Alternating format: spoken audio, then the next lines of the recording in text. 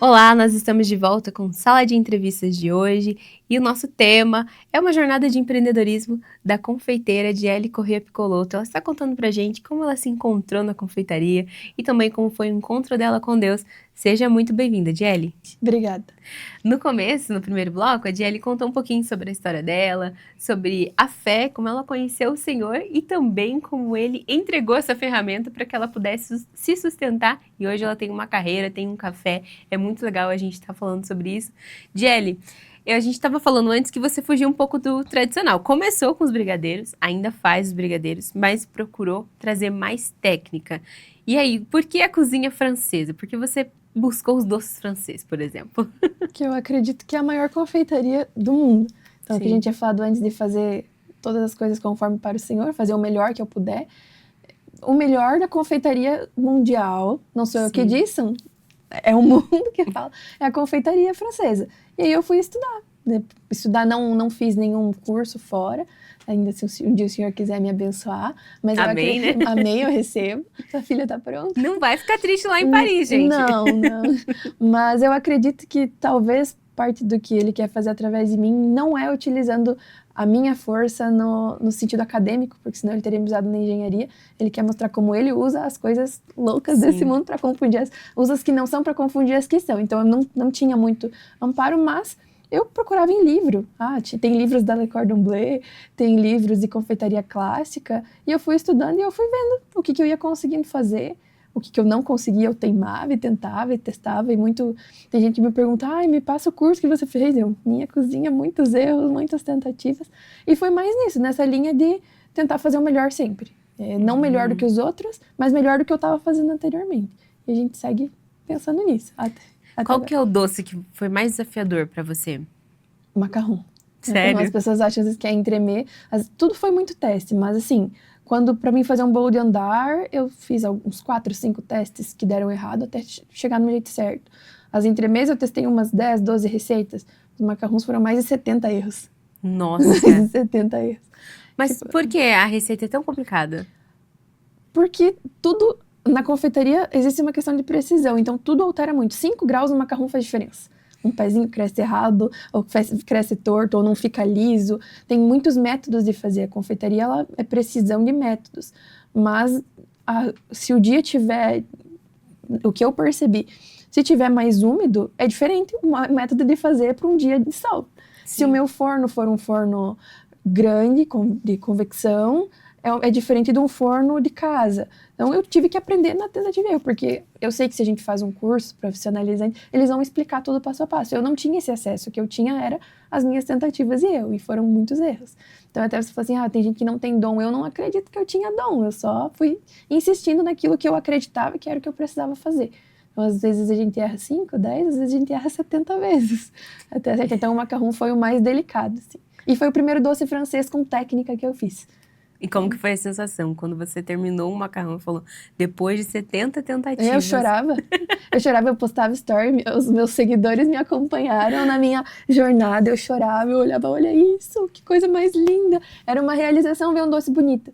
Porque eu não era de comer tanto doce, mas eu sempre gostei de ver doces bonitos, de fazer doces bonitos. Então parece que é um nenenzinho ali, tipo, ai meu Deus. Então era essa a minha sensação de realização. E aí aprender a fazer e continuar fazendo, porque às vezes a gente faz num golpe de sorte.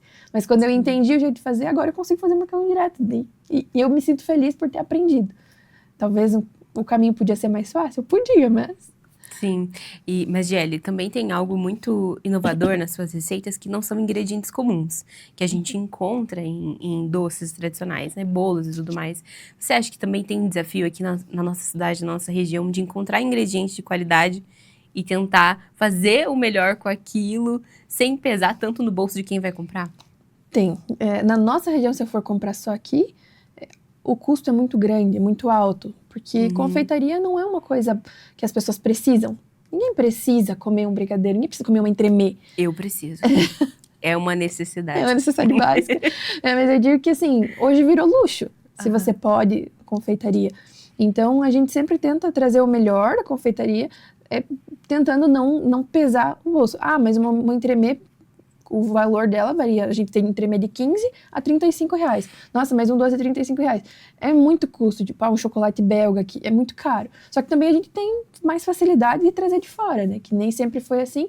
Agora a gente nem sempre consegue ficar no comércio local, mas a gente pode trazer de fora e não é tão difícil de alcançar ingredientes diferentes, mas o custo é alto. De uma confeitaria clássica, uma confeitaria francesa, de um chocolate belga, até o próprio leite condensado, se a gente for ver, tem marcas e opções que não são tão boas, que a gente paga 6, 7 reais. Mas a gente, por exemplo, usa uma marca que é 12, 13 reais. Por que da marca? Para tentar levar o melhor. É a premissa da confeitaria, fazer o melhor, compara ao senhor. Então, se o melhor que hoje eu posso é o melhor chocolate, eu vou usar o melhor chocolate. O melhor granulado é o melhor granulado. Então, a questão do custo da confeitaria só sobe. O chocolate, o valor é exorbitante. A técnica também, eu errei 70 vezes. O meu tempo está empenhado nisso para eu aprender a fazer uma confeitaria francesa, que não é todo mundo que faz. Mas é difícil, mas a gente contorna e faz da melhor forma possível, entendendo que, infelizmente, não vai ser para todo mundo. Mas a gente tenta alcançar o maior número possível de pessoas para ser uma confeitaria de qualidade e com valor justo. E a gente sabe que não é só a questão do custo dos ingredientes, também é um tempo. Os doces, eles não são rápidos para serem feitos, né? Não. Uma entremê, por exemplo, é 3 dias o processo básico. Com o que a gente tem, lógico, existem equipamentos que vão me fazer um dia, sim, mas eu ainda não tenho acesso a eles. Vou falar da questão de bolo. As pessoas querem um bolo para amanhã. Nunca é só fazer um bolinho. Eu tenho formas de conseguir se eu tiver equipamento, mas o básico é 3 dias. 3 dias e não é por falta de vontade, é porque os doces precisam descansar, eles têm processos, precisam respeitar tempo. A confeiteira não descansa, mas todos os doces descansam. E eles precisam para chegar na textura certa, do jeito certo, na técnica certa. Até que eu tenha acesso aos equipamentos que vão facilitando a minha vida. Há um tempo atrás eu demorava 1 semana para fazer uma entremê. Nossa, hoje, uma? Não, é uma receita, no caso, né? Uma receita de 12 entremês. Eu fazia de 12 em 12. Hoje eu consigo fazer de 80 em 80. Mas quando eu comecei era de 12 em 12. E a gente vai melhorando. É só para o pessoal de casa situar o que seria entremê, que a gente fala bastante, né? Como que é o doce, sim. É um doce francês feito em camadas. Então, no mínimo 3 camadas. O nosso a gente faz em 3, que no centro é uma gelie, que é uma geleia com uma consistência um pouquinho mais pedaçuda da fruta. Ao redor é uma camada leve da ganache saborizada com a fruta e por fora é uma camada crocante de chocolate belga. Tem entremês que tem mais texturas, 4, 5, 10 texturas, o céu é o limite. Mas o nosso padrão hoje é de 3 para a gente poder fazer uma quantidade maior. E a gente trabalha com limão siciliano, morango, laranja. A gente tem hoje fixo no cardápio 6 sabores. Em datas sazonais a gente já fez até 12 sabores diferenciados. Mas hoje fixo são 6. A gente vai colocar a foto aqui para vocês verem que os doces, na verdade, eles imitam a fruta também. Isso. Então, no caso, também tem esse trabalho para fazer o formato, né? Sim, é um trabalho bem artesanal. Agora a gente tem formas que fazem isso, mas no começo eu esculpi a mão. Eu tudo à mão. Porque eu via em programas de TV, viralizou um tempo atrás um confeiteiro, Cédric Grolet, né? Nossa, nas redes sociais. Eu olhei aquilo e falei, como que ele faz isso? Né? E ele serve as pessoas na rua ainda, né? Esse é um patamar assim que ele dá doces, entremês gratuitas pra muita gente. Um dia talvez a gente chegue lá. Mas aí era a curiosidade de como é que ele fez. E aí eu ia tentando até eu descobrir que existia uma forma. Até descobrir que existia um molde que conseguia fazer. E esses moldes têm custo, eles são caros. Eu comecei comprando um molde, hoje eu tenho uns 60 moldes. Mas tudo é aos poucos, assim, até eu aprender, porque eu também não sabia se eu ia conseguir fazer entremê, o investimento valia ou não. Então, acho que para facilitar tudo é uma questão de investimento. Investimento trabalho. A gente fala que a confeitaria é com amor, eu amo muito a confeitaria, mas não é por amor, porque amor não paga os equipamentos, amor não paga funcionário, amor não paga boleto. Então a gente faz com amor, mas existe um custo envolvido em tudo que a gente faz. E aí, quando a gente olha para essas pessoas que hoje chegaram num patamar tão grande de confeitaria, o sonho deixa de ser impossível, né? Porque a gente pensa assim, não, aonde eu estou não tem como fazer um doce como esse. Muitas pessoas se limitam. Não tem como fazer uma confeitaria como essa. É meu sonho, mas eu vou me limitar. Mas aí a gente vê uma pessoa que chegou lá, conseguiu, viralizou, tá conhecido. Poxa, então eu também consigo. Então dá. Se ele fez, dá. Alguma forma existe de fazer. Humanamente possível é. Como eu já não sei. E aí, como que faz essa precisão da pintura daqueles doces? Porque é muito detalhista os seus doces. É técnica, assim. No começo eu demorava muito, agora eu já consigo fazer mais Mas porque é prática, a gente faz entremesa há 3 anos, acredito, mais ou menos. Então, no começo era extremamente demorado, eu demorava uma manhã para pintar 3 limões. Hoje a gente já faz em meia hora, eu faço 15. Mas eu não consigo passar em pormenores, mas é tudo técnico, que a gente vai estudando, a gente vai aprendendo, e a gente vai testando, implementando, e vai criando mais expertise, digamos assim, e vai conseguindo adaptar as coisas. E como você decidiu os doces do cardápio? Foi o que você sabia fazer, colocar tudo que eu sei fazer, mas o que o pessoal encomendar eu preciso de mais tempo? Como funcionou essa escolha do cardápio? Tentativa e erro. Tentativa e erro. Era tudo ver, porque tem doces, por exemplo, eclair, que é um doce que eu gosto de fazer, eu amo comer, acho maravilhoso. Testei, não funcionou pro público. Entremê deu muito certo. O bolo matildo que a gente faz deu muito certo. Tem outros bolos que a gente faz que não funcionou, mas como que eu sei que não funcionou? Testando, só teste. Talvez exista alguma forma de você estudar e aprender, mas no meu caso foi muito colocando na vitrine, tendo prejuízo, testando, vendo o que dava certo, o que não dava certo.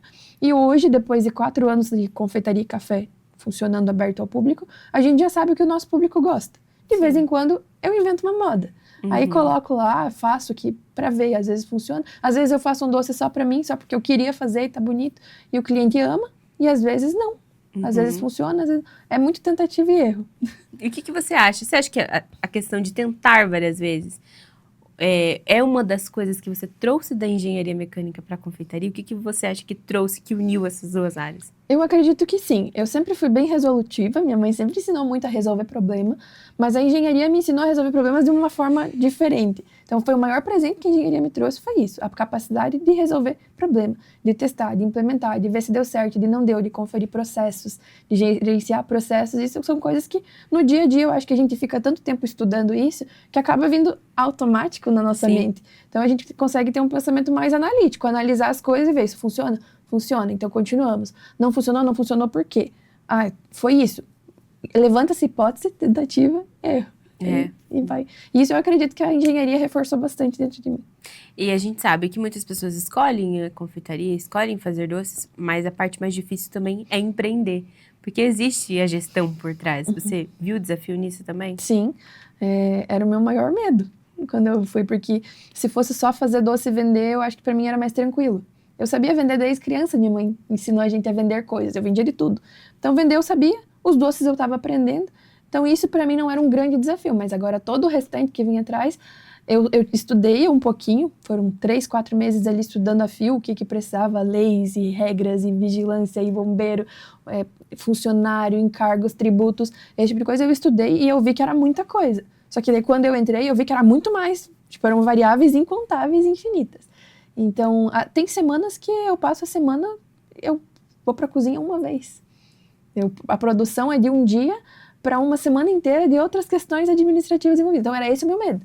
Foi por isso que eu fiquei pensando também, será que eu vou? Será que eu não vou? Porque existiam muitas coisas que eu não conhecia.